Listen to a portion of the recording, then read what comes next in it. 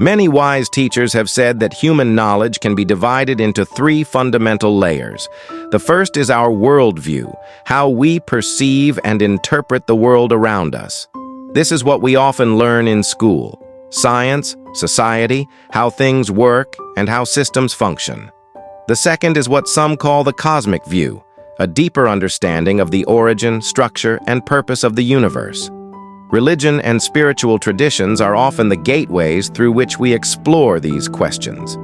And finally, the human view, how we see life as human beings, what it means to live, to relate, to love, to suffer, to heal, and to find peace.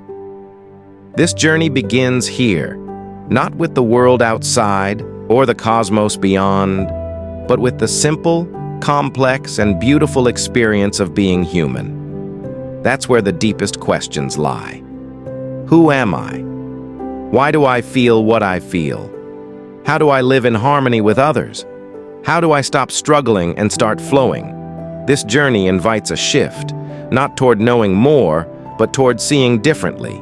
To begin, draw a simple image: a boat. Nothing fancy, just a small boat on a river. That boat is life. It's your life. Everyone starts at point A and hopes to reach point B, a place of peace, purpose, fulfillment. But this boat doesn't float on still water. It moves along a current.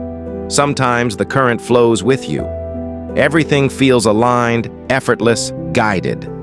Other times, the current flows against you. Life feels heavy. Obstacles multiply. Even staying in place takes energy. And here's the truth. Most people are living against the current.